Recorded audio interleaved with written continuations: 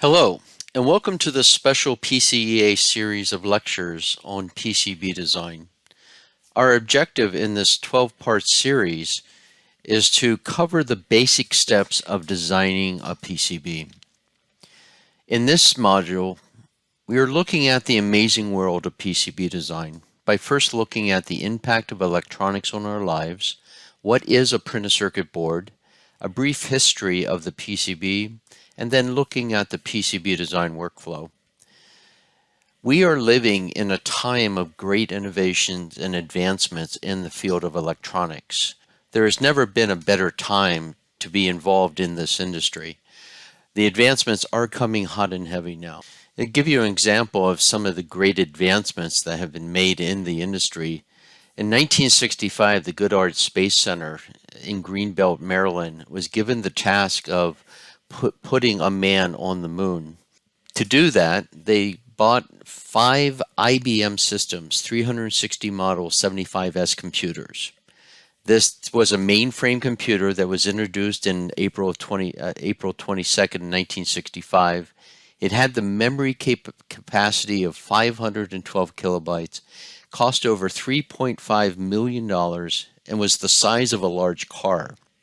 Jumping forward 56 years later, we have the iPhone 13 that was released in September of 2021.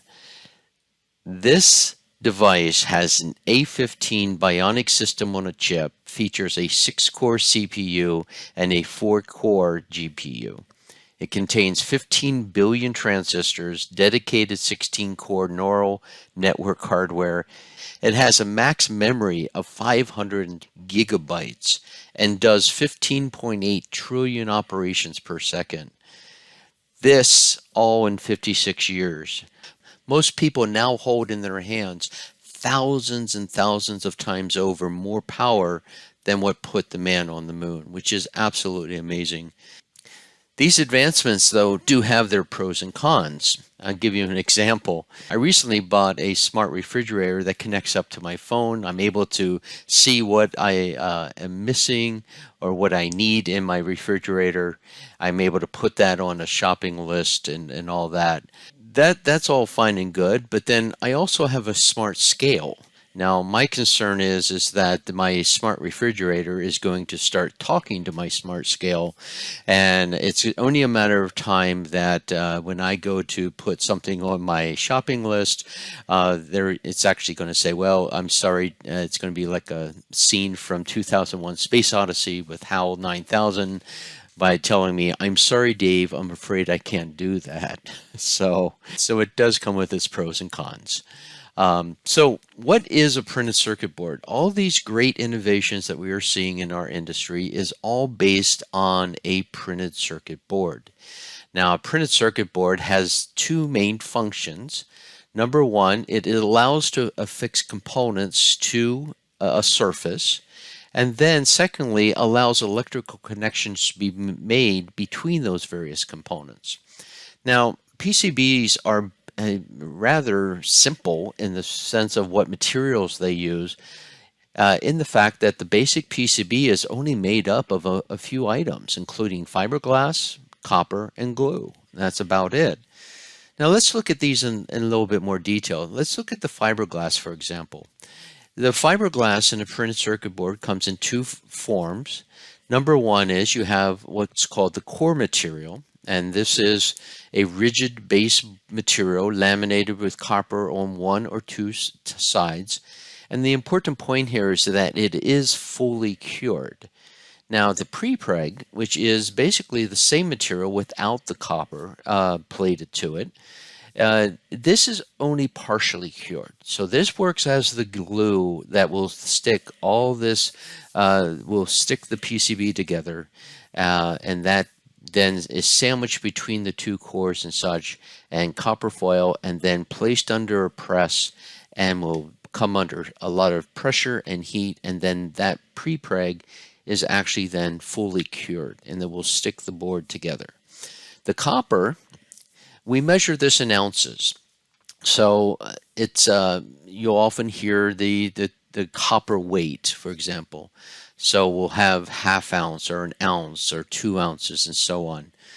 This is actually driven by it looks at a total weight of of copper for 1 foot square. And you have then a set thickness that is in that copper of 1 foot by 1 foot, and that's how we determine the weight of that by the thickness of that copper on the 1 foot area.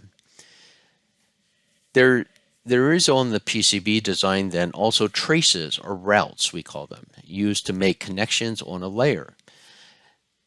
You'll also then, whenever you need to go between various layers of your design, you'll have what's called vias, and these are actual holes that are placed into the PCB, and the signal will then go down through that from layer to layer.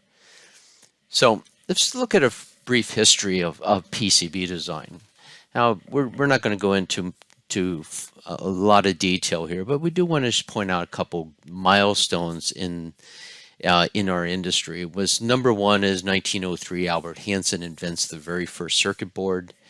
That was closely followed by Thomas Edison, who was experimenting with chemical methods of plating conductors onto a linen paper.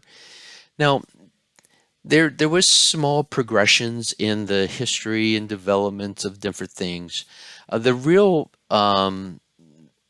milestone moment for printed circuit boards came during the war, World War II, where a lot of the innovations of printed circuit boards were patented by the U.S. government and then placed into government government devices.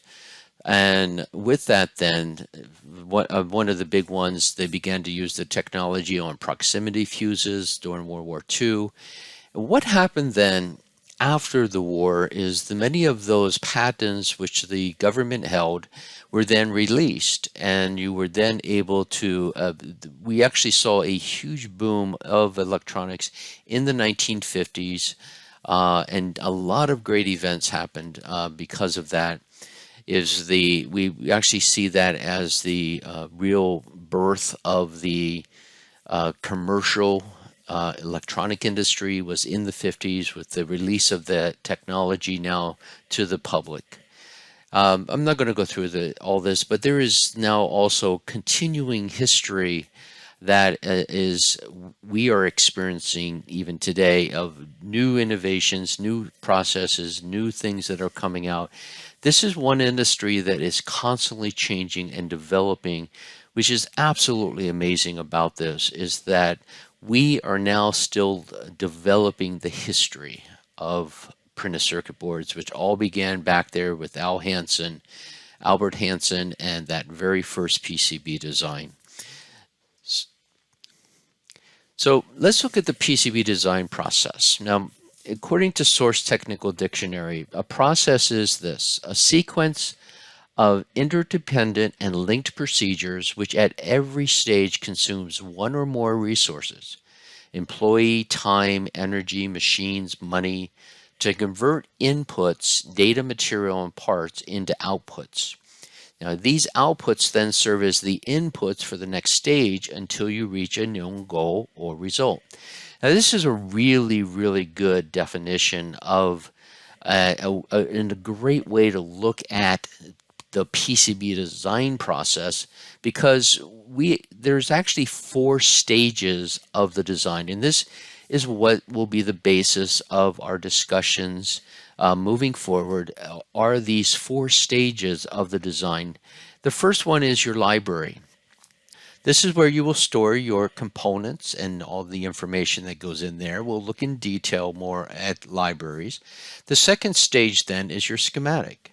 This is where you will create your graphical image of your circuit.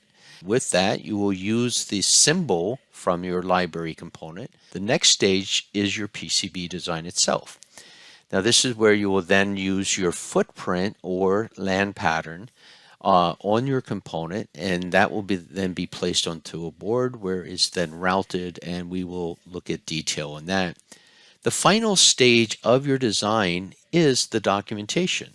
This is where you'll convert what I refer to as the colorful lines on your computer to electronic data to where that is now sent to a fabricator or an assembler that will build your board. This also then includes a BOM creation and a fab and assembly drawing. We will look at those later in other lectures. In our next module, we'll be looking at components and libraries and looking at the details of what our library should consist of.